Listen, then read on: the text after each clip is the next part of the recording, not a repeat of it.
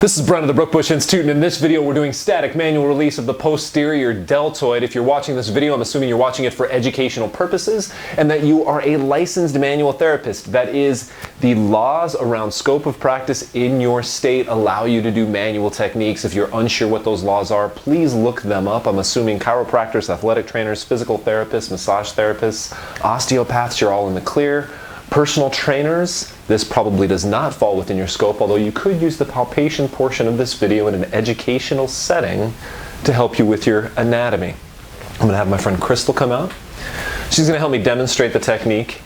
Now, before I put my hands on Crystal, I want to be very certain that this, or at least fairly certain, that this technique is going to either improve her symptoms or improve her performance. The only way to get there is with assessment. Posterior delt is a little weird, right? We think about most of the time people get too internally rotated and we think of the posterior delt as long, but due to some more complex human movement science issues, this muscle tends to become long and overactive, synergistically dominant for an underactive infraspinatus and teres minor. So we do have good reason to do this technique if things like arms fall on the overhead squat assessment or a lack of internal rotation in goniometry pop up during our assessment and evaluation. Now, all of our manual techniques follow a very similar and fairly simple protocol, especially if you know your anatomy. We're going to palpate and compress. We get bonus points for knowing where our trigger points are to help us aim our hands, aim our fingers to the tightest points within that muscle. We want to know if there's any other structures that could be insulted or injured by compression in the same area. In this case, not really. Potentially the axillary nerve if we really pressed hard with somebody with a little bit of out of the ordinary anatomy. But again, axillary nerve at this point would be very thin. You'd just move a millimeter or two in either direction and you'd be off that. And of course we want to think about body position, which I'll get to here in a second. So you guys know where you're palpating. We're just literally doing the posterior 1/3 of the deltoid. That's going to be our palpation area. So on Crystal here, because she's got nice defined strong deltoid, you can actually see the shape of her deltoid and you can think there's the back third.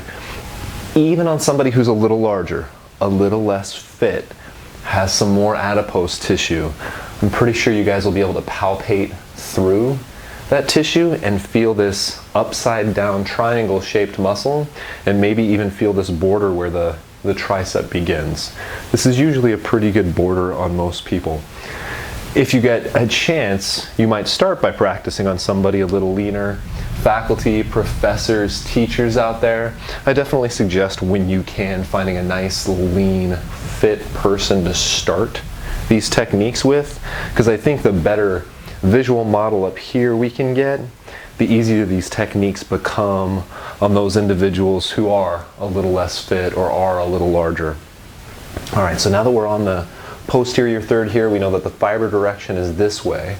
So what I'm going to do is strum this way to find those denser fascicles.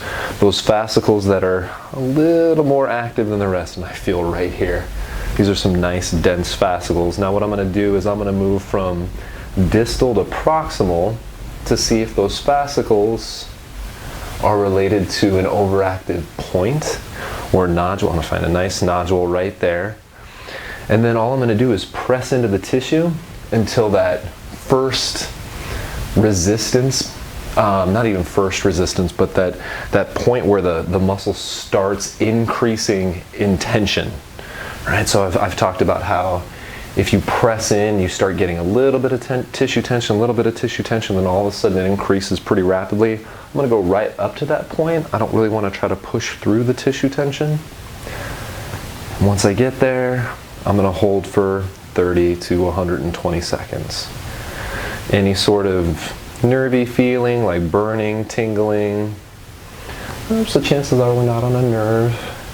Just feels tender, right? Mm-hmm. Is it starting to go away? Mm-hmm. And it's starting to go away. And you guys will notice right where my thumb ended up, you see that little X? that is the common point of the trigger point. If you can't see it now, you'll see it in our close-up recap. Now, the one thing I'm not doing very well here, guys, is showing you what my body position should be. Patient and client's body position is lying on a table.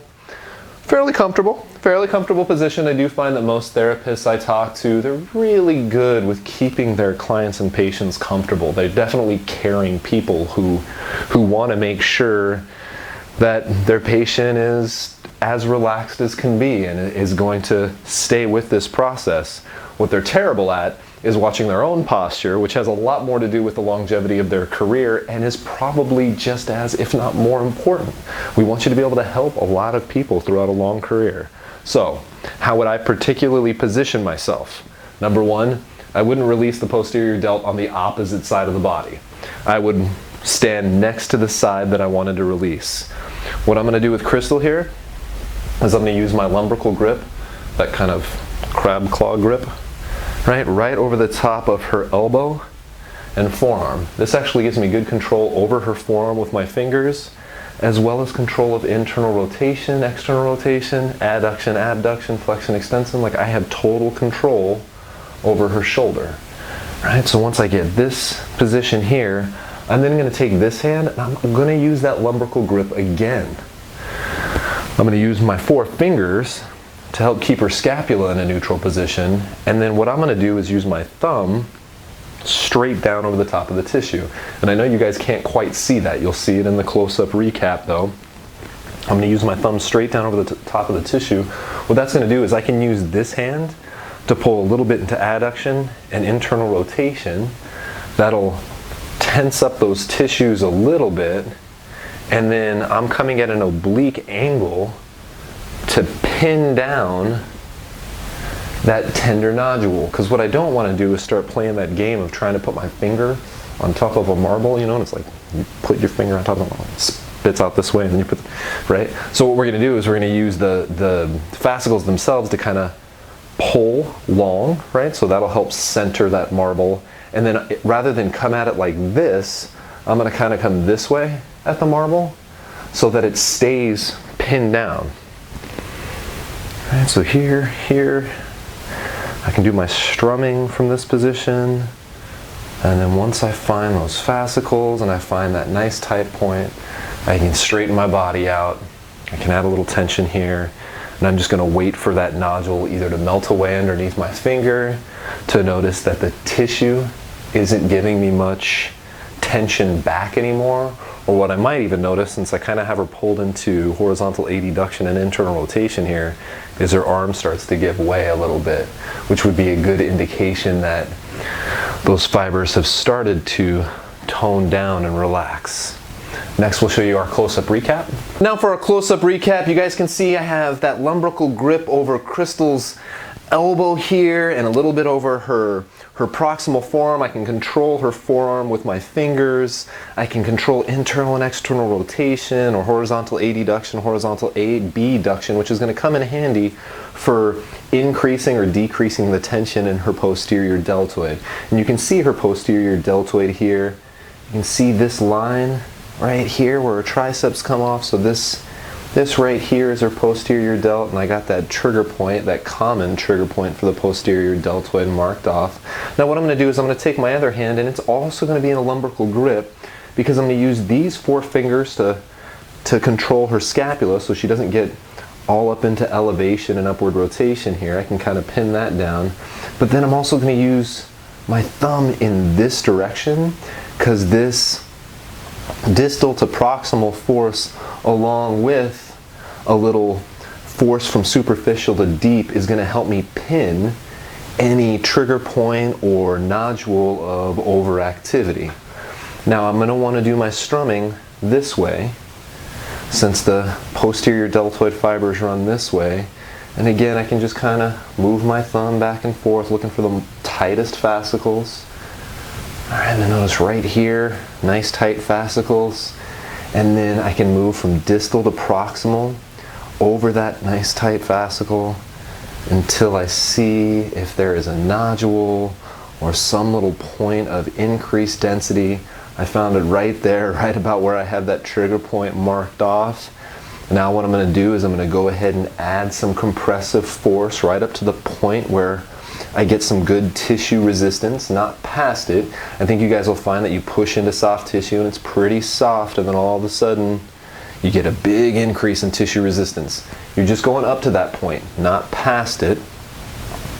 And then I'm going to go ahead and hold. If I want, I can add some tension this way by adding a little horizontal adduction and internal rotation to either help me pin the tissue by kind of pulling these fibers this way so that we don't get as much play this way, or maybe I feel like I don't have enough tissue resistance so I can pull this way, and I'll hold that until I either feel that density melt underneath my fingers. Crystal tells me that she's no longer feeling anything from that pressure, or all of a sudden her shoulder starts giving way into internal rotation or horizontal adduction.